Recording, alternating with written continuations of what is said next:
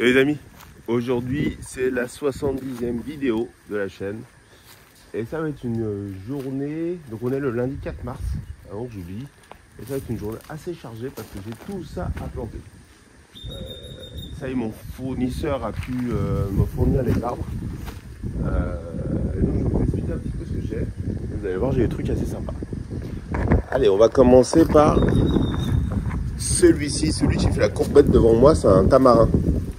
Donc tamarin, vous savez, c'est des fruits à coque, on a l'impression, qui ont un goût assez fort, qui est utilisé pour faire des plats, des sauces, pour être mangé comme ça. Vous les trouvez secs ou frais.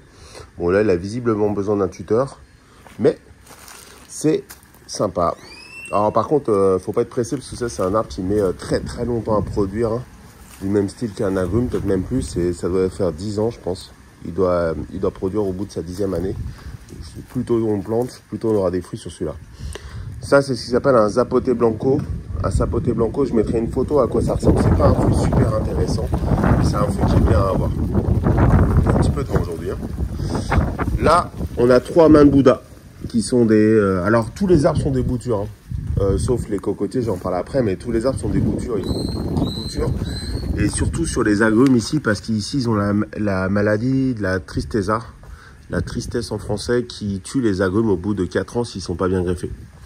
Donc là, c'est 3 mains de Bouddha. J'en ai déjà 4-5 sur le terrain. L'idée, c'est d'être sûr d'avoir une grosse production. Là, les 3 petits arbustes, c'est quoi? C'est des cannelles. C'est de la cannelle locale, alors c'est pas la meilleure, hein. Je préfère carrément la cannelle du Sri Lanka, mais en attendant de la sourcer, bah, j'ai pris cela. Ça, c'est ce qu'ils appellent ici localement un yaka. Yaka faucon. Non, le yaka, c'est plus communément connu sous le nom du jacquier, du fruit du jacquier, qui est l'arbre le plus, enfin, qui fait les fruits les plus gros au monde, qui peuvent atteindre des dizaines de kilos. J'en ai déjà 2 sur le terrain. Ça, c'est très intéressant à voir en termes d'apport nutritif. Et ensuite, derrière, j'ai 3 cocos. J'en ai 2 familles différentes. Bon, j'ai un coco classique.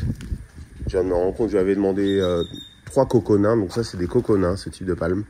Alors, les cocos nains, j'ai mis l'idée de ne pas avoir à grimper dans les arbres quand il deviendra trop vieux, l'arbre, pour aller récolter des noix de coco. Parce que je suis pas un mec hyper agile avec ça. Même si je sais que maintenant il existe des machines où il y a même des personnes qui peuvent le faire pour vous.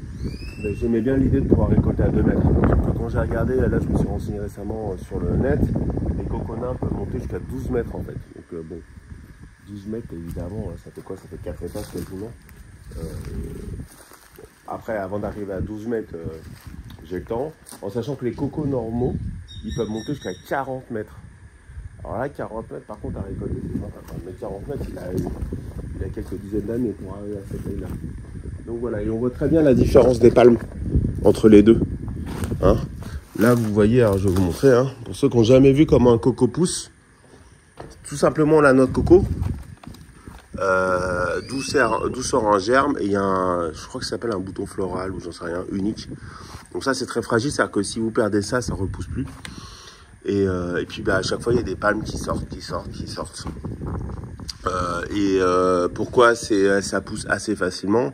C'est que l'arbre utilise l'eau qui est à l'intérieur de la noix de coco pour pousser en fait. Donc voilà, c'est pas comme les autres petites graines où vous avez rien en humidité à l'intérieur. Donc s'il n'y a pas d'humidité extérieure qui est apportée, en général ça a du mal. Donc vous vous souvenez, pour ceux qui me suivent, des petits challenges en eau que j'ai au fond du terrain. Donc voilà, j'ai pris des cocos pour pouvoir les mettre tout au fond. Et qu'il y ait de l'eau ou pas d'eau, c'est pas très grave, c'est un peu comme les pistachés. D'ailleurs, sur 20 minutes, c'est pas un journal très scientifique, mais sur 20 minutes, ils ont fait un super article récemment sur les pistaches, comme quoi ça devenait le nouvel Eldorado en France et dans les Pyrénées-Orientales, parce que c'est un arbre qui est pas fragile en fait.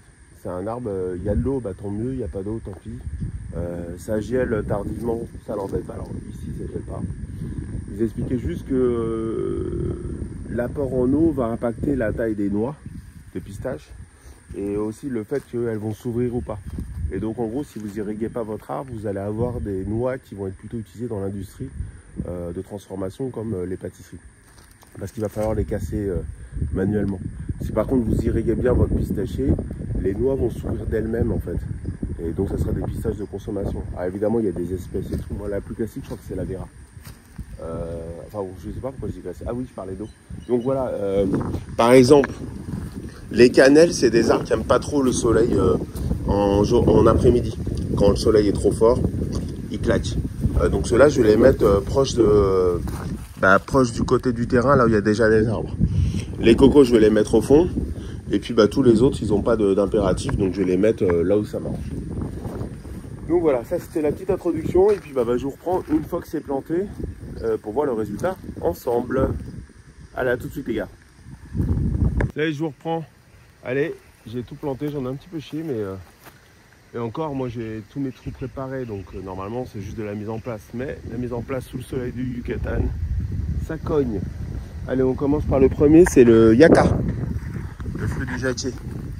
Pour vous donner un ordre d'idée, celui-là par exemple je l'ai payé je crois 60 pesos, donc un peu moins de 4 euros. Ici c'est comme partout, hein. Vous avez plein de fournisseurs, vous avez plein de fruits, enfin ouais, plein de fournisseurs, plein de qualités, plein de pépiniéristes. Je vous donnerai un exemple des prix par exemple sur les cocos. Mais voilà, il faut chercher pour avoir des bons tarifs, hein. Ça ne veut pas dire que vous pouvez trouver forcément des arbres d'un an toujours à 2-3 euros. Non, vous pouvez les trouver plus chers comme moins chers.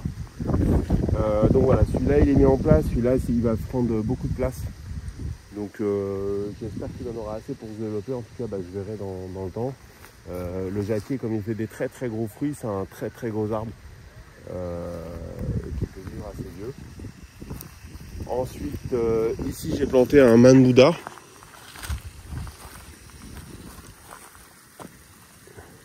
Les Manbouda, les citronniers, comme ça va faire beaucoup de fruits, ça a besoin d'eau. Donc je les ai mis pas très loin de ma sortie. Là j'ai mis cannelle et cannelle parce que c'est mes zones qui peuvent, d'ailleurs cannelle là aussi. Les 3 canettes je les ai mis là parce que c'est les zones où j'ai le plus d'ombre. Alors plus d'ombre ça veut pas dire que j'en ai beaucoup. Mais là j'ai un arbre ici. Bon là il a perdu des feuilles, mais là j'ai un arbre qui fait de l'ombre et j'ai celui-là qui fait de l'ombre. Donc normalement c'est une des zones qui a le moins de soleil. Donc je fais de mon mieux. Bon là les arbres sont un petit peu malmenés parce que il y a beaucoup de vent aujourd'hui. D'ailleurs ça s'entend. Ah non, ça c'est cannelle, ça c'est Zapote Blanco. Zapote Blanco c'est le fruit un petit peu bizarre dont je vous ai parlé tout à l'heure. Pareil ça m'a coûté 50 pesos celui-là, les cannelles ça m'a coûté 60. Là ça envoie beaucoup d'eau donc je vais fermer un peu.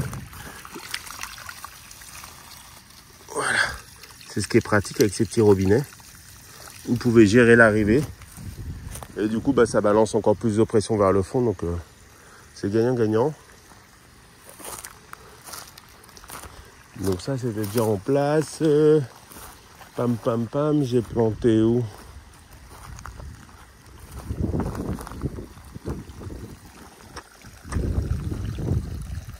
Celui-là. Celui-là c'est un Manbouda. Donc c'est le deuxième. Et là il y a le troisième Manbouda que j'avais. Je les ai plantés pas très loin les uns des autres, mais en tout cas dans des zones où il n'y aura pas de problème d'eau. Là le tamarin. Alors j'avais acheté ce tamarin parce que j'en avais un là-bas que j'ai décapité par erreur parce que j'ai pris ça pour une saloperie, une mauvaise herbe, et non ça n'était pas un. Et ce dont je me suis rendu compte c'est qu'un tamarin, si vous le découpez, il repart. C'est pas le cas de tous les arbres, c'est le cas des agrumes, mais je vais vous montrer comment il repart tout à l'heure. Alors il est tout chétif, hein. Du coup lui je l'ai bien d'arnaché à un tuteur, parce que là avec le vent qu'il a, il va direct se plier. Donc voilà, on constate qu'il n'y a pas de problème d'eau là. C'est le deuxième arrosage que je fais. Je fais toujours des arrosages hyper généreux. Surtout que là, on est à l'entrée de la saison chaude. Donc ça pleut plus. Et comme ça pleut plus, d'ailleurs, ça fait 3 lundis que j'ai pas tondu. Je laisse un petit peu les arbres pousser, fleurir, pour attirer les pollinisateurs, parce que je commence à avoir pas mal de fleurs sur les arbres. Donc je trouve ça intéressant. Et là, les cocotiers. Regardez, il est déjà inondé, tellement il y a d'eau. Regardez-moi ça. Donc avant, j'avais des problèmes de pression. J'ai réglé ça. Donc voilà. Donc ceux-là, on les reconnaît. Hein. Ça, c'est les cocotiers normaux. Et puis, là, on a les cocotiers nains.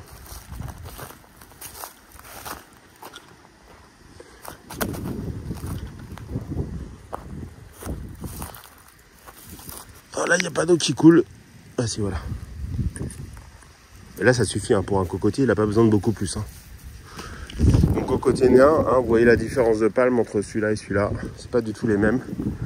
Donc je les ai mis dans des zones où j'ai le moins d'eau. Mais vous voyez, j'ai quand même de l'eau. Donc voilà. Ah, j'ai défait celui-là. Je me suis trompé de qualité de tuyau pour les demi-pouces. Et du coup, ils sont moins sympas à accrocher. Donc voilà, ça c'est fait. Il me reste encore quelques trous. J'attends encore quelques arbres. J'ai quelques arbres qui devraient arriver, je pense, cette semaine. C'est surprise, je vais avoir 2 arbres près. Je vais tenter de pousser. Ça va être sympa. Le kumquat, il continue de porter bien ses fruits. Alors là, lui, il est très chargé. Peut-être un peu trop chargé d'ailleurs. Et il continue d'en faire des nouveaux. Donc ça, c'est sympa. Le tamarin que j'ai buté. Ah oui, je voulais parler des prix des cocos. Un cocotier comme ça, je l'ai payé 65 pesos, donc ça fait 1 euro, ça fait 18 pesos, donc ça fait environ 4 euros. 4 euros. Il y avait d'autres fournisseurs locaux qui me proposaient à 120. Ceux que j'avais achetés, que j'avais mis proche de la maison, je les avais payés 25 pesos. Mais c'est des cocotiers normaux. Ils étaient tout petits. Vraiment tout petits. Ils venaient de germer, ça fait pas longtemps. Et quand vous les cherchez sur Mercado Libre, qui est comme Amazon, mais sur lequel vous pouvez trouver des arbres et des trucs complémentaires à Amazon, les premiers prix sont autour de 180 pesos, donc ça fait 12 euros, 12 euros. Donc c'est pas comme partout, il y a beaucoup de relationnels, il faut connaître des gens qui connaissent des gens, il faut créer des relations de travail, des pépiniéristes qui vont vouloir travailler avec vous. Voilà, donc 3-4 euros le cocotier, ça reste très très cher. On peut en planter quelques-uns sur le terrain sans que ça nous attaque autant qu'on est. Où est-ce qu'il est le tamarin que j'avais découpé? Il est là. Ouais, c'était dans cette zone là, toute verte là. J'ai vu un truc avec des épines, j'ai dégommé. Donc vous voyez, paf, il a été coupé et même pas net en fait. Là, et là, il fait plein de pousses. Donc il repart. Donc ça, c'est super. Quoi d'autre? Mon petit goyavier se porte bien. Là, il me fait un fruit ici. Je sais pas si vous le voyez bien avec le contre-jour. Et je croyons avoir vu. Voilà. Il fait des fleurs là. Il y en a une là. Il en avait une autre la dernière fois. Donc il va peut-être me faire d'autres fruits. Et ensuite, j'ai quoi? J'ai un cerisier ou un pionnier, je sais jamais. Juste que mais lui, je pense pas que c'est pas des fruits, je pense que c'est surtout des fleurs. Regardez ça, c'est des haricots blancs qui poussent sur mon terrain là, de partout. J'en ai partout. C'était la saison de la récolte. Et je pense que c'est enfin j'imagine c'est des graines qui sont venues des anciens propriétaires ou j'imagine des oiseaux et j'en ai un peu partout sur le terrain. C'est assez amusant. Ça c'est super, ça ramène de l'azote dans la terre. Oui c'est celui-là. Regardez. Hop, toutes les jolies fleurs qui sont sorties. Blanches. Je sais pas si les fleurs sont comestibles, je sais pas si les fleurs vont donner des fruits. Patience, patience, patience. Et sinon j'ai le grenadier qui a 2 grenades. Pas encore comestible, hein. Toute petite. Mais qui ont une bonne tête pour l'instant. Celle-là. Parce que d'habitude, les premières grenades qui m'a sorti, là c'est la 3e qui me sort. Les premières grenades qui m'a sorti, elles étaient toutes tachées. Donc là, elle est mieux. Et là j'en ai une 2e là. Plus petite. Voilà. Lui il est lancé. Donc voilà. Bah, j'ai encore, je pense, une dizaine de places. J'en ai là-bas et puis j'en ai proche du mur avec les arbres qui étaient morts. Là j'attends 4 arbres. J'ai un des arbres que mon fournisseur m'a planté parce qu'il m'avait approché dessus. Mais en fait, je me dis, j'ai planté des semis de litchi là, qui sont minuscules. Comme ça là. Ça fait 4 semaines qu'il est là, 1 mois. J'ai planté celui-là, ça fait 2 semaines que je l'ai mis. Et j'ai planté un tout petit semis de citron, pareil. Donc je me dis, il y a du vent. Voilà là. Celui-là. Je me dis, si ceux-là se font pas attaquer, je vois pas pourquoi le petit plant que j'ai acheté se fera attaquer. Parce qu'il m'a dit, attention, comme il n'est pas lignifié, des fois ça peut se faire becter par des lapins ou des espèces de ratons. Je sais pas si c'est des ratons là-bas, mais des ratons. Mais je vais pas la regarder. Donc voilà. Donc je pense que la semaine prochaine, le lundi, je vais encore prendre des trucs. Et sinon, quoi d'autre, bah c'est tout. C'est déjà bien. Donc voilà, la plantation va bientôt être au complet. Il reste un tout petit peu de boulot et on va m'attaquer à d'autres chantiers.